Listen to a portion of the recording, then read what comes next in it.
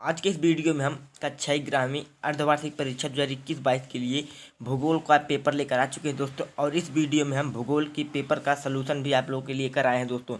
यहाँ पर हम सभी प्रश्नों को देखने वाले हैं जो कि दोस्तों आपके बोर्ड में पूरा का पूरा आने वाला है दोस्तों। तो बिना किसी देरी के आप लोग सब क्वेश्चन को रट लीजिए और इनको अच्छे से तैयार कर लीजिए दोस्तों। चलिए क्वेश्चन को देखना शुरू करते हैं, क्या इसका सलूशन है दोस्तों। यहाँ पे देखिए आपका अर्धवार्षिक परीक्षा 2021-22 का भूगोल का पेपर है दोस्तों, जिसमें आपका पूर्णांक जो है 70 नंबर का है और समय जो है दोस्तों 3 घंटे का दिया है यहाँ। और सभी यहाँ पे देखिए आपको निर्देश दिया गया है, आप निर्देश को पढ़िए। यहाँ पे देखिए यहाँ तक आपको निर्देश दिया गया है। हम चलिए सीधे प्रश्नों पर आते हैं। हमारा जो पहला प्रश्न है, सही विकल्प चुनकर लिखिए। यानी कि दोस्तों हमारा जो पहला प्रश्न है बहुविकल्पी वाला प्रश्न है। इसमें देखिए कह रहा है कि पहला, निम्नलिखित में से किस विद्वान ने भूगोल शब्द का प्रयोग किया था। तो दोस्तों इसमें देखिए आपका ऑप्शन दिया है हेरोडोटस, इरेटोस्थनीज, गैलीलियो और अरस्तु।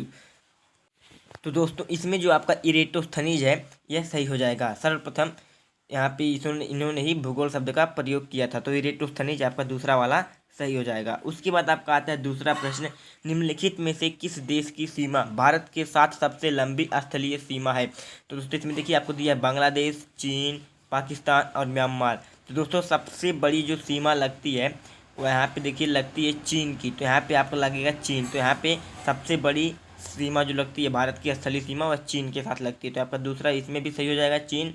उसके बाद तीसरा आपका है, निम्नलिखित में से कौन भूगर्भ की जानकारी का प्रत्यक्ष साधन है। तो इसमें दिया है भूकंपीय तरंगे, ज्वालामुखी, गुरुत्वाकर्षण बल, पृथ्वी का चुंबकत्व। दोस्तों भूगर्भ की जानकारी के लिए जो प्रत्यक्ष स्रोत है वह है दोस्तों यहाँ पे ज्वालामुखी, क्योंकि ज्वालामुखी में पृथ्वी के आंतरिक भागों की जो चीज़ें होती हैं उद्गार के रूप में ज्वालामुखी के साथ बाहर आ जाती हैं, तो उससे हमें पृथ्वी के अंदर की जानकारी अच्छे से मिल जाती है। तो दोस्तों और ये सब बाकी आपके ऑप्शन गलत हो जाएंगे, यहाँ पे ज्वालामुखी आपका सही हो जाएगा। उसके बाद दोस्तों इसमें देखिए अगला प्रश्न आपका आता है चौथा, जो आता है यहाँ पे देखिए, निम्नलिखित में से कितनी ऊंचाई पर ऑक्सीजन की मात्रा नगण्य हो जाती है। तो दोस्तों इसमें देखिए कह रहा है कितनी मीटर ऊंचाई पर ऑक्सीजन की मात्रा नगण्य हो जाती है। तो दोस्तों यहाँ पे 65 किलोमीटर जाते ही ऑक्सीजन की मात्रा नगण्य हो जाती है। लेकिन दोस्तों यहाँ पे आपको 65 नहीं दिया, यहाँ पे 90 दिया, तो यहाँ पे आपका 90 वाला ऑप्शन पहला ही सही हो जाएगा। उसके बाद दोस्तों आपका पांचवा है, निम्नलिखित में से कौन सी नदी भ्रंश घाटी में बहती है। तो भ्रंश घाटी में भारत की 2 नदियाँ बहती हैं जो कि पश्चिम की ओर जाके गिरती हैं। तो यहाँ पे दोस्तों आपका नर्मदा और तापी 2 नदी हैं यहाँ पे, नर्मदा और ताप्ती। लेकिन यहाँ पे देखिए आपको नर्मदा दिया है तो नर्मदा आपका सही हो जाएगा। इसके बाद दोस्तों आपका आता है दूसरा, रिक्त स्थानों की पूर्ति कीजिए। इसमें देखिए रिक्त स्थानों की पूर्ति करना है। इसमें पहला आपका दिया है दोस्तों यहाँ पे देखिए, पृथ्वी पर जीवन लगभग डैश डैश डैश वर्ष पहले प्रारंभ हो गया था दोस्तों। तो पृथ्वी पर जीवन दोस्तों 4 अरब वर्ष पहले ही प्रारंभ हो गया था दोस्तों। यहाँ पे लिखेंगे 4 अरब वर्ष पहले प्रारंभ हो गया था। उसके दोस्तों दूसरा है डैश डैश डैश विषय कालिक संश्लेषण करता है। दोस्तों भूगोल विषय जो है वह कालिक संश्लेषण करता है, तो यहाँ पे आपका जाएगा भूगोल। उसके बाद तीसरा है डैश डैश डैश शैल प्राथमिक शैल है। तो कह रहा है कि कौन सा जो शैल जो चट्टान होती है प्राथमिक होती है। दोस्तों अग्नेय शैल जो इग्नियस रॉक्स होती है, अग्नेय शैल वह प्राथमिक शैल होती है। यहाँ पे आपका ऐसे बोला जाएगा अग्नेय शैल। तो अग्नेय शैल जो होती है दोस्तों वह आपका प्राथमिक शैल कहलाता है। उसका दोस्तों आपका चौथा है, चंदन के वन डैश डैश डैश तरह के वन के उदाहरण हैं। तो यानी कि जो वन होते हैं पर्णपाती, उष्णकटिबंधीय जो और पर्णपाती, ये सब जो वन होते हैं किस प्रकार के वन के उदाहरण है, तो चंदन वन। तो चंदन वन जो होता है वह पर्णपाती वन का उदाहरण। तो यहाँ पे दोस्तों आपका रहेगा पर्णपाती, तो पर्णपाती वन का उदाहरण है आपका चंदन वन। उसका दोस्तों आपका अगला प्रश्न आता है यहाँ पे, भूकंपीय तरंगे ज़्यादा विनाशकारी होती हैं डैश डैश में कौन सी जो भूकंपीय तरंगे होती हैं ज़्यादा विनाशकारी होती हैं। तो एल तरंगे जो होती हैं, एल इंग्लिश में एल लिखेंगे, हिंदी में इस प्रकार से लिखेंगे एल तरंगे। एल तरंगे ज़्यादा विनाशकारी होती हैं। उसके बाद दोस्तों आपका अगला है, नदी भारत की सबसे लंबी नदी। तो भारत की सबसे लंबी नदी गंगा है, तो यहाँ पे आपको गंगा रहेगा। और दोस्तों दक्षिण भारत की सबसे लंबी नदी पूछे तो वहाँ पे गोदावरी रहेगा, तो आपका गोदावरी रहेगा। तो यहाँ पे देखिए आपका गंगा भरा जाएगा। तो इस प्रकार से दोस्तों हमारा दूसरा ऑप्शन भी हो गया, फिल इन दी ब्लैंक्स। अब तीसरा देखते हैं दोस्तों। यहाँ पे देखिए आपका तीसरा आता है, सही जोड़ी बनाइए दोस्तों। यहाँ पे सही जोड़ी बनाना है। तो देखिए आपका पहला है पंचनद। तो पंचनद जो है चिनाब पे जाएगा, क्योंकि चिनाब, झेलम, सतलज ये सब मिलके 5 नदी का संगम यहाँ पे करती हैं जो कि पंजाब में है। तो उसके बाद दोस्तों यहाँ पे देखिए दूसरा है बंगाल का शोक। दोस्तों बंगाल का शोक जो है दामोदर नदी को कहते हैं, क्योंकि वहाँ पे बहुत ज़्यादा बाढ़ लेके आती है दोस्तों। तो बंगाल का शोक यहाँ पे आपका दामोदर नदी पे आ जाएगा। और दोस्तों बिहार का शोक पूछे तो कोसी नदी को कहते हैं बिहार का शोक। और बंगाल का शोक यहाँ पे देखिए दामोदर नदी पे जाएगा। उसके बाद देखिए डोडा बेटा चोटी। तो दोस्तों डोडा बेटा चोटी नीलगिरी पहाड़ी पर पाया जाता है दोस्तों। तो नीलगिरी यहाँ पे आपका यहाँ पे है, तो नीलगिरी डोडा बेटा चोटी चला जाएगा। उसके बाद आपका अगला है दोस्तों आग्नेय शैल। दोस्तों आग्नेय शैल जो है बेसाल्ट चट्टानों से बनी होती है, तो यहाँ पे बेसाल्ट चट्टान चला जाएगा। उसके बाद आपका अगला है सबसे ऊंचे बादल। तो यहाँ पे पच्छाद बादल जो होते हैं यहाँ पे आपका चला जाएगा बी पे पच्छाद। उसके बाद यहाँ पे देखिए आपका मैच वाला हो गया दोस्तों, यहाँ पे इसको आप लिख लीजिए। उसके बाद दोस्तों आता है यहाँ पे एक वाक्य एक शब्द में उत्तर दीजिए। तो जैसे यहाँ पे दिया है किस अक्षांश पर 21 जून को दोपहर सूर्य की किरणें सीधी पड़ती हैं। तो दोस्तों 21 जून को कर्क रेखा के उत्तरी अक्षांश पे दोस्तों उत्तरी अक्षांश जो होता है यहाँ पे कर्क रेखा उत्तरी अक्षांश जो है उसमें किस तारीख को वहाँ पे उत्तरी ध्रुव पर सीधी रेख पड़ती है सूर्य की किरणें। तो यहाँ पे लिखेंगे कि दोस्तों 21 जून को दोपहर सूर्य की किरणें उत्तरी ध्रुव पर एकदम सीधी पड़ती हैं। तो इसका आपका जवाब जाएगा दोस्तों उत्तरी ध्रुव पर। तो यहाँ पर हो जाएगा उत्तरी ध्रुव। उसके बाद अगला प्रश्न आपका आता है दोस्तों दूसरा, कौन सी गैस वायुमंडल में सबसे अधिक मात्रा में मौजूद है। तो सभी को पता होगा नाइट्रोजन, जो कि आपका 78% है दोस्तों। उसके बाद देखिए आपका आता है तीसरा, स्थल रूप विकास की किस अवस्था में अधोमुख कटाव प्रमुख होता है। दोस्तों जो अधोमुख है कि बहुत एकदम गहरी खूब गहरी जो नदियों जो बहाव होता है नदी का, उसमें स्थल को जब स्टार्ट होती है तो एकदम पूरा काटते हुए खूब गहराई से जाती हैं, तो बाद में जाते थे वो एकदम ढलान कर लेती हैं, तो उस पर लास्ट में जाके काटना बंद कर देती हैं भू स्थल को। तो यहाँ पे हो जाएगा कि स्थल रूप विकास की किस अवस्था में अधोमुख कटाव प्रमुख होता है। तो प्राथमिक अवस्था में दोस्तों, प्राथमिक अवस्था में कटाव प्रमुख होता है, क्योंकि प्राथमिक अवस्था में ही सबसे ज़्यादा स्थल रूप का कटाव होता है। तो यहाँ पे जाएगा प्राथमिक अवस्था। उसके बाद दोस्तों आपका नंदा देवी जीव मंडल नीचे किस राज्य में स्थित है दोस्तों। तो देखिए यहाँ पे क्या कह रहा है कि नंदा देवी जो जीव मंडल है वह कहाँ स्थित है।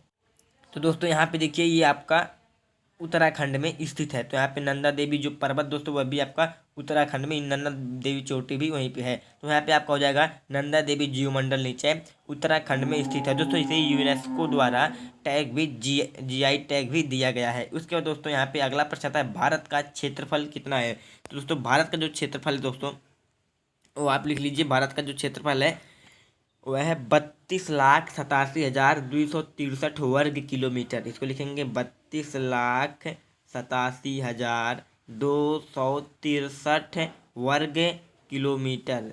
263 वर्ग किलोमीटर, या तो भी लिख सकते हैं 32 लाख पॉइंट लगा के 87,000 किलोमीटर स्क्वायर। इस प्रकार से लिख सकते हैं दोनों में से कोई तो 32,87,263 वर्ग किलोमीटर दोस्तों आपका है भारत का क्षेत्रफल। उसके बाद आपका आता है दोस्तों लास्ट वाला, देखिए किस राज्य में लोकटक झील पाया जाता है दोस्तों। तो लोकटक झील किस राज्य में पाया जाता है दोस्तों। मणिपुर जो है दोस्तों वहाँ पे आपका लोकटक झील पाया जाता है। तो दोस्तों मणिपुर में आपका लोकटक झील पाया जाता है। उसके बाद दोस्तों आपका अगला प्रश्न आता है सत्य असत्य लिखिए दोस्तों। यहाँ पे बताना है कि कौन सा सत्य है कौन सा असत्य है। तो इसमें देखिए आपका पहला जो है, मानव के लिए वायुमंडल का सबसे महत्वपूर्ण घटक जलवाष्प है दोस्तों। सबसे महत्वपूर्ण घटक जलवाष्प भी है, क्योंकि जलवाष्प जाता है तो उसी से बादल बरसते हैं, पानी आता है हम लोग के पास। तो यहाँ पे है सत्य हो जाएगा दोस्तों। वैसे देखिए ऑक्सीजन भी महत्वपूर्ण है, नाइट्रोजन भी लेकिन मानव के लिए ऑक्सीजन दोनों जरूरी, लेकिन जलवाष्प भी जरूरी है, क्योंकि जब तक जलवाष्प नहीं जाएगा वायुमंडल में तब तक बारिश नहीं होने वाली होगी। तो यहाँ पे आपका सत्य हो जाएगा। तीसरा जो 3 जनवरी को पृथ्वी सूर्य के सबसे निकट होती है। तो दोस्तों यहाँ पे आपका असत्य हो जाएगा, क्योंकि 4 जनवरी को पृथ्वी जो है सूर्य के सबसे निकट जाती है। तो दूसरा आपका असत्य हो जाएगा। उसके बाद आपका तीसरा है घाघरा नदी मापचुचुंगो, देखिए यहाँ पे दिया हिमनद से निकलती है। तो दोस्तों यह सत्य है, घाघरा नदी जो है हिमालय के मापचाचुंगो हिमनद से निकलती है। तो यहाँ पे आपका यह सत्य हो जाएगा। उसके बाद दोस्तों चौथा है वन नीति के अनुसार वर्तमान में 44% क्षेत्रों को वनों के अधीन होना चाहिए। तो दोस्तों यहाँ असत्य है, 44 नहीं दोस्तों, यहाँ पे 33% क्षेत्र को वनों के अधीन होना चाहिए। उसके बाद आपका अगला है कर्क रेखा भारत को 2 बराबर राज्य भागों में बांटती है। दोस्तों यह सत्य है, 2 बराबर भागों में बांटती है, जो कि भारत के 8 राज्यों से होकर गुजरती है। उसके बाद आपका अगला है स्वर्ण और चांदी अधात्विक खनिज के उदाहरण है। दोस्तों सोना और चांदी जो है धात्विक खनिज के उदाहरण है, तो आपका यह असत्य हो जाएगा। तो देखिए आपके पहला असत्य है, पहला सत्य है, दूसरा असत्य है, तीसरा सत्य, चौथा असत्य, पांचवा सत्य और उसके बाद छठवां असत्य। दोस्तों इसमें देखिए आपका एक असत्य है, एक सत्य, एक असत्य, एक सत्य, इस प्रकार से आपका दिया है। उसके बाद आपका दोस्तों यहाँ पे देखिए प्रश्न आता है डिस्क्रिप्टिव वाला। तो कह रहा है भारत की सबसे लंबी तटरेखा के क्या प्रभाव हैं। दोस्तों तटरेखा के बहुत ज़्यादा प्रभाव हैं। जब लंबी तटरेखा होने के कारण समुद्रों पर इसका ज़्यादा अधिकार रहेगा, जितना ज़्यादा क्षेत्र रहेगा उतनी लंबाई तक समुद्र में इसका अधिकार रहेगा। जो आपका टॉरिड जोन होता है सब जो होता है उसमें, तो यहाँ पे हो गया। उसके बाद अगला आता है पश्चिमी तटीय मैदान पर कोई डेल्टा क्यों नहीं होती है। तो पश्चिमी तटीय मैदान जो होती है, यहाँ पे देखिए पश्चिमी तटीय मैदान इस प्रकार से, वहाँ पे जो ढाल होता है दोस्तों, यहाँ पे ढाल बहुत तीव्र होता है। तो यहाँ से जब कोई नदियाँ आती हैं तो ज्वारमुख का निर्माण करती हैं। वहाँ पश्चिमी तटीय मैदान पर डेल्टा क्यों नहीं होती। तो पश्चिमी तटीय मैदान की ढाल बहुत तीव्र होने के कारण वहाँ पर नदियाँ डेल्टा नहीं बना सकती। तो दोस्तों 2 नंबर का प्रश्न है, इतना ही आपके लिए बहुत है, लेकिन आप समझ लीजिए कि क्या होता है जब पश्चिमी तटीय ढलान बहुत तीव्र होने के कारण जब नदियाँ यहाँ पे आती हैं पानी लेकर के, तो इतना तीव्र जाती हैं कि वो कहीं रुकने का नाम नहीं लेती। तो क्या करते हैं वहाँ पे ज्वारनदमुख एस्चुअरी का निर्माण करती हैं। एस्चुअरी मतलब क्या होता है दोस्तों, जैसे कि पानी यहाँ गिरा फिर रिपीट होकर यहाँ आएगा फिर ऐसे यहाँ पे जाएगा, यानी कैसे गोल चक्कर घूम के जाएगा, इसी को कहते हैं एस्चुअरी। तो यहाँ पे क्या होता है पश्चिमी तटीय पे ढाल बहुत तीव्र है, तो इसीलिए यहाँ पे ज्वारनदमुख बनाती हैं। उसके बाद दोस्तों अगला प्रश्न हमारा आता है साइबेरिया के मैदान में वार्षिक तापांतर सर्वाधिक क्यों होता है, या वायुमंडल से आप क्या समझते हैं। फिर आपका अगला है सैल से आप क्या समझते हैं, 3 सैलों के नाम बताइए। भूगर्भिक तरंगे क्या हैं। दोस्तों देखिए ये सब प्रश्न आपका है। अपवाह द्रोणी किसे कहते हैं, सामाजिक मानकी से क्या अभिप्राय है, और आपका एक ग्रामा है भारत का अक्षांशीय एवं दशांतरी विस्तार लिखिए। और देखिए अक्षांशीय है 29, यहाँ पे देखिए 38 8 97 25 है दोस्तों। यहाँ पे पहला आपका 38 8, उसके बाद 38 8 97 25, उसके बाद और उसके बाद आपका उत्तरी क्या करना है, आपका उत्तरी अक्षांश है। उसका देशांतर का आपका होगा दोस्तों, और उसके बाद दोस्तों जो आपका उत्तर वहाँ देशांतर हो गया पहला दोस्तों। आपका जो अक्षांश रहेगा वह रहेगा 8 डिग्री 4 मिनट से 37 डिग्री 6 मिनट, 37 डिग्री 6 मिनट, ये आपका उत्तरी अक्षांश है। उसके बाद जो पूर्वी देशांतर जो था वह 68 60 97 25 हो गया। तो इस प्रकार से दोस्तों ये देखिए आपको इन सभी प्रश्नों को लिखना है दोस्तों। प्रश्न ज़्यादा कोई कठिन नहीं है दोस्तों, आपको अच्छे से इनको देख लेना है दोस्तों। इन सभी को आपको उत्तर चाहिए दोस्तों, तो कमेंट बॉक्स में बताइएगा, तुरंत आपको इन सभी का उत्तर मिल जाएगा दोस्तों। तो चलिए दोस्तों मिलते हैं अगले वीडियो में। वीडियो देखने के लिए धन्यवाद।